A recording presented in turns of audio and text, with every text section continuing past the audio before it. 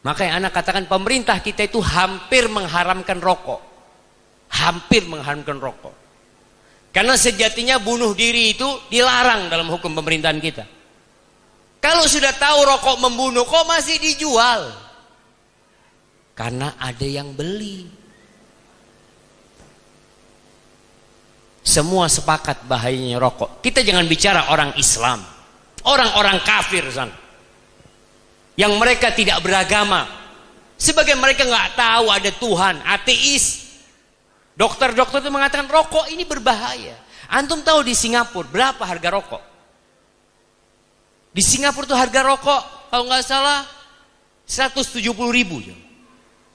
Harga rokok yang dijual di Indonesia, yang harga 20.000 di sini 30.000. Kemudian orang yang merokok di tempat umum sekarang mulai dilarang, nggak boleh ngerokok di bus, nggak boleh ngerokok di kereta, di pesawat, sampai dikasih gambar tuh.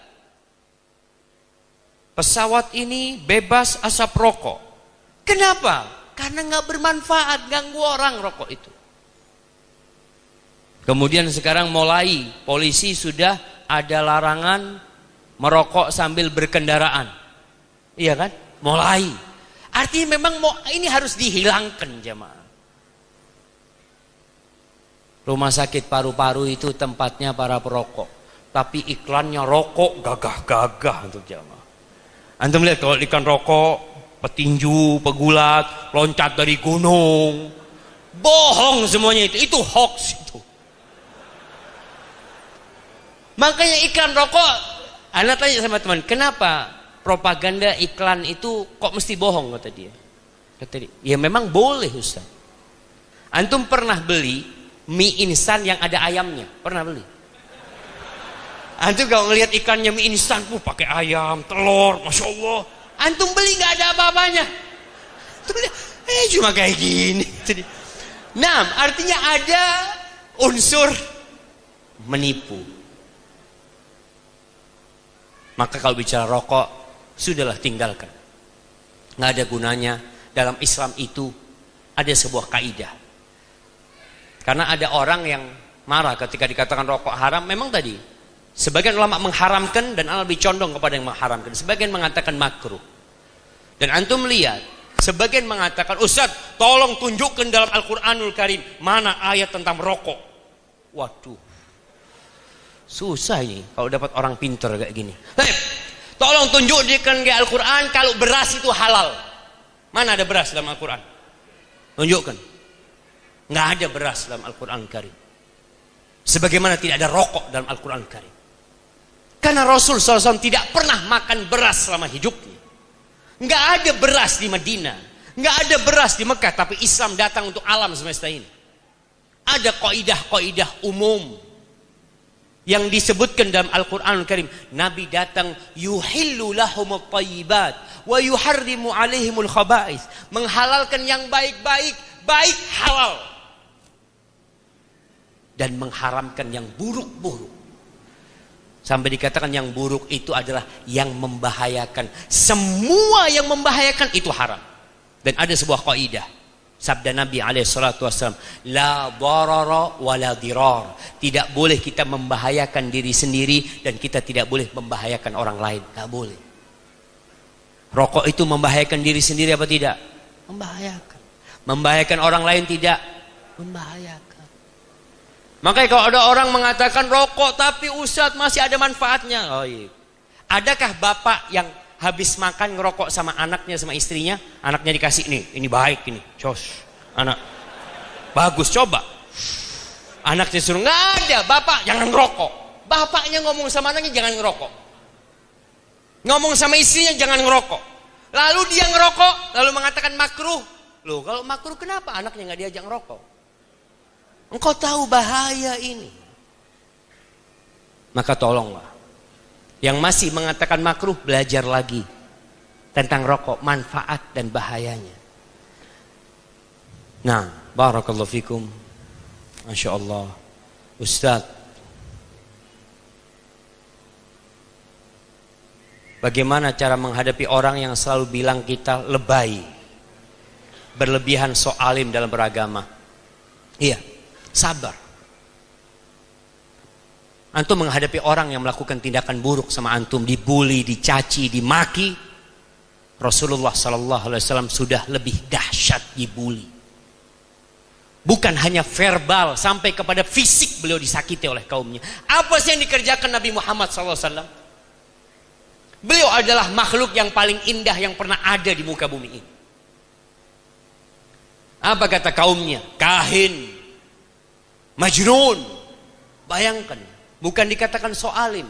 Orang-orang kafir mengatakan, ya ayyuhalladzi nuzzila alaihi dzikru innaka lamajnun. Hei, orang yang diturunkan kepadanya Al-Quran, kamu benar-benar orang gila.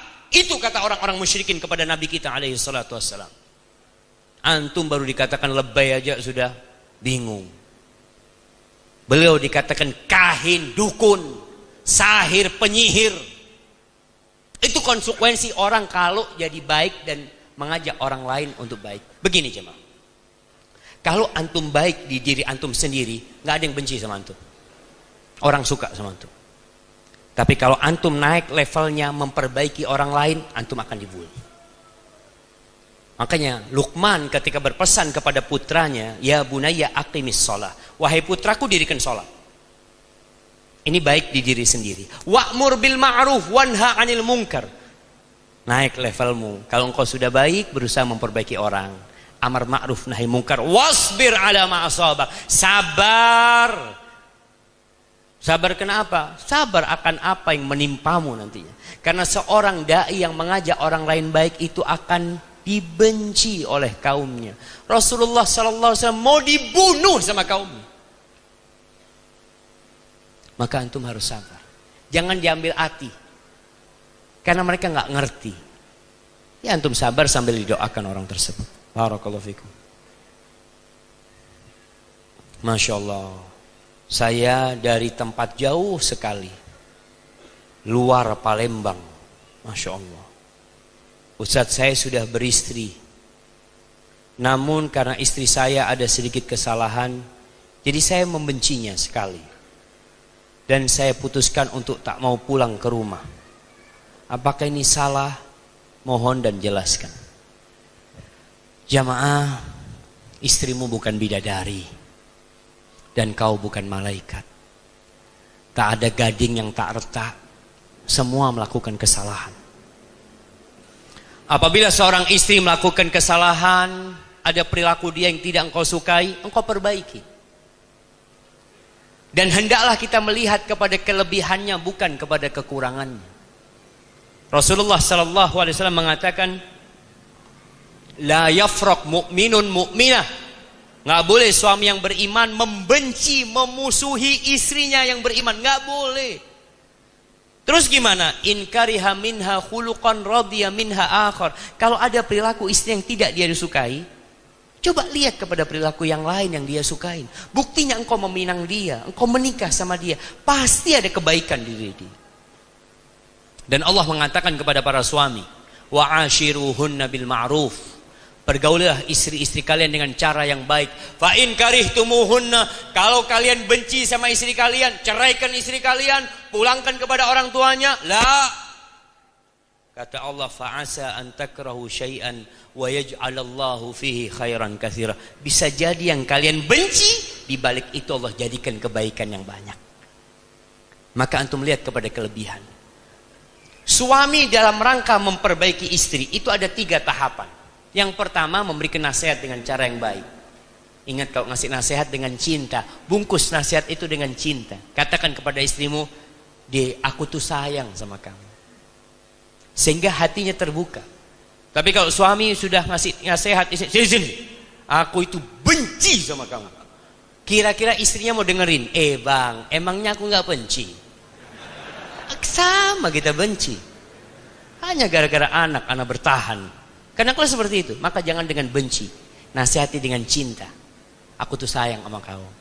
Aku minta jangan lakukan inilah. Minta sama istrinya. Baik, nggak bisa. Udah kasih nasihat. Yang kedua, boikot ranjang. Jangan digaulin istri. Tetap di rumah, jangan digaulin. Supaya istrinya tahu antum serius. Tapi ada laki-laki yang kasih nasihat istrinya, malam hari kumpul lagi sama istrinya. Jangan, antum tinggalkan dulu. Berapa hari supaya istri tahu kalau antum tidak main-main dalam memberikan nasihat. Setelah itu lihat apa yang bisa dilakukan. Kalau memang tidak berubah, memang Allah mengatakan wadribuhunna, pukul istri-istri kalian. Kata Allah Azza wa Jalla, kalau bermanfaat. Tapi mukul yang tidak boleh melukain, tidak boleh mememarkan, tidak boleh mematahkan tulang. Antum mungkin ambil pena, pukul di telapak tangan istrinya. Yang dipukul tangannya, yang sakit hatinya. Itu kalau suami yang tidak pernah mukul istrinya. Kalau tiap hari berantem ya nggak ada gunanya. Tapi kalau antum lihat memang nggak mungkin, ana sudah boikot Ustaz, ana udah nggak kumpul sama dia sebulan, 2 bulan, tapi dia nggak mau berubah Ustaz. Ini kalau kesalahannya memang fatal, ya udah. Mungkin antum harus ganti istri. Nah, kalau memang tidak bisa diperbaiki. Barakallahu fikum. Ini pertanyaan terakhir jamaah. Udah malam jamaah. Assalamualaikum Ustaz, saya bekerja di bank konvensional. Tepat 10 Oktober ini saya berhenti bekerja di bank konvensional. Yang ingin saya tanyakan Pak Ustaz, bolehkah saya menggunakan hasil bagi saya untuk keperluan usaha saya? Kalau antum memang nggak ngerti tentang hukum bank itu, dan antum baru ngerti kemudian resign, nggak apa-apa. Yuqarru alaihi, kata para ulama, harta yang kau dapat engkau pakai, nggak ada masalah untuk usahamu. Tapi kalau antum sudah tahu tapi antum tetap riba, maka antum lebih baik berlepas diri dari uang tersebut. Ahibati fillah, jangan meremehkan dosa riba. Jangan meremehkan dosa riba. Yang membuat sebuah negeri dimurkai Allah, salah satunya dosa riba. Yang paling ringan, dosa riba ini ada 72 atau 73 derajatnya. Yang paling ringan, mithlu ayyankihar rajul ummah, seperti anak menzinai ibunya sendiri. Orang kalau dikatakan antum berzina, enggak, na'udzubillah. Antum riba, iya. Antum tahu dosa riba lebih parah daripada berzina. Tapi kita meremehkan hal itu. Maka tolong mohon sama Allah, belajar lagi, menuntut ilmu. Jangan takut orang yang meninggalkan sesuatu karena Allah Azza wa Jalla. Allah yang punya bumi ini jamaah. Allah yang punya gunung-gunung emas. Allah yang bisa menurunkan air hujan. Allah yang memberikan makan kepada ikan-ikan di lautan. Barang siapa yang meninggalkan sesuatu karena Allah, awadahullah khairan min. Allah akan kasih ganti yang lebih baik dari itu. Dan buktikan antum meninggalkan itu karena Allah Azza wa Jalla. Hadza wallahu a'lam bishawab. Itu yang bisa ana sampaikan. Apabila yang ana sampaikan benar itu dari Allah Azza wa Jalla, kalau ada yang salah dan kurang berkenan itu dari diri ana pribadi. Allah dan Rasul yang terbebaskan dari kesalahan itu. Ana mohon maaf yang sebesar-besarnya. Pada akhirnya ana ucapkan terima kasih kepada Bapak Wali Kota, Bapak Waka Polres dan DKM Masjid. Semoga Linggau menjadi Linggau yang berkah, yang diridhai oleh Allah Subhanahu wa taala. Wassalamualaikum warahmatullahi wabarakatuh.